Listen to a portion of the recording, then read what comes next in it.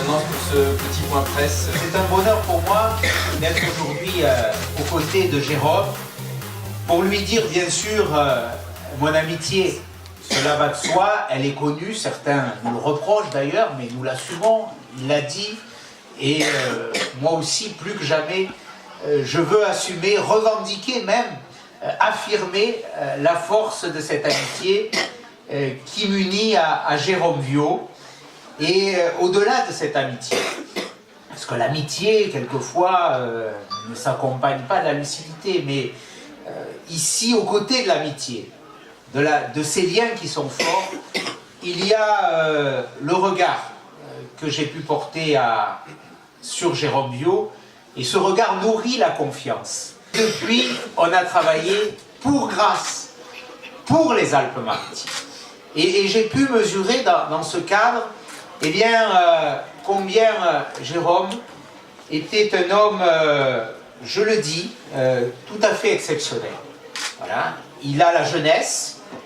La jeunesse, ce n'est pas une qualité en soi. Il a transformé cette jeunesse en une formidable dynamique.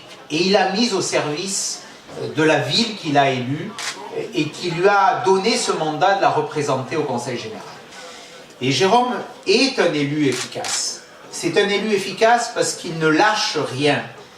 Et si on a fait ce point de presse cet après-midi, on le fait devant tous ces classeurs qui recensent les dossiers que Jérôme a traités pour les Grassoises et les Grassois depuis qu'il est conseiller général, depuis 2008, depuis qu'il a été renouvelé en 2011, 3200 dossiers. Ça vous montre la somme de travail qu'a abattu en peu de temps Jérôme Viaud, pour chacune et chacun des Grassois qui l'ont sollicité, mais au-delà, pour l'intérêt général, pour les grands dossiers de Grasse. Il a été un ambassadeur, monsieur le maire, et tu as eu un ambassadeur redoutablement efficace au Conseil général. L'efficacité, elle nécessite, elle impose de la compétence. On ne peut pas être efficace si on n'est pas compétent. Et là aussi, j'ai pu mesurer au quotidien la compétence de Jérôme Viaud, qui connaît parfaitement chacun des dossiers qu'il traite dans le moindre détail.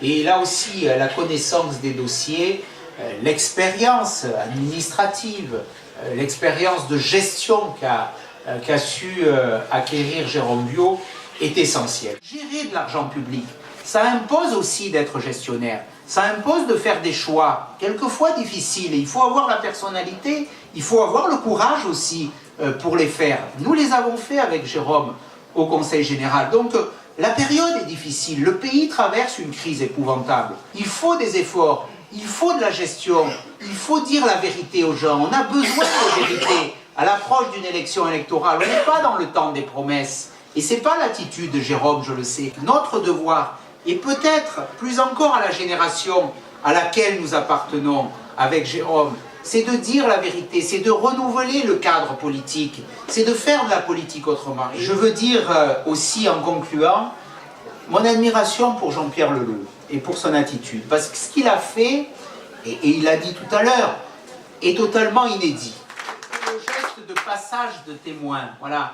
Et je crois que les Grassois doivent là aussi apprécier ce geste, dire, allez, on fait un saut générationnel, on passe le témoin, je passe le témoin à quelqu'un de plus jeune, je serai à ses côtés, je suis sénateur, je vais l'aider, mais je passe le témoin.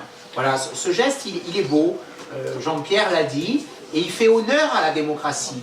Donc vous avez ici ce passage de témoin qui est magnifique.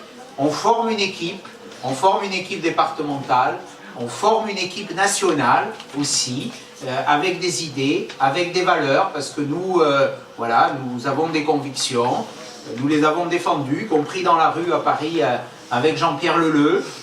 Nous avons des certitudes qu'il y a des valeurs dans notre société qui comptent, que l'autorité est importante, que la responsabilité est importante, que la sanction dans notre société est importante, que ceux qui franchissent la ligne jaune ou rouge du respect de la loi doivent être sanctionnés, que c'est le seul moyen pour faire baisser durablement la délinquance et la criminalité dans notre pays, qu'on ne peut pas accueillir sur notre pays tous ceux qui veulent y rentrer, qu'il y a des lois qu'il faut respecter, que ceux qui sont rentrés illégalement sur le territoire national doivent être expulsés et qu'on n'a pas de complaisance à avoir en la matière. Voilà, ce sont des valeurs que nous partageons aussi et qui seront au cœur de ce débat. Alors pour toutes ces raisons, je crois que vous l'avez compris, je pense que Jérôme Biot est le bon candidat. Je veux lui redire, bien sûr, mon soutien, ma mobilisation et mon impatience de travailler avec Jérôme Biot, maire de France.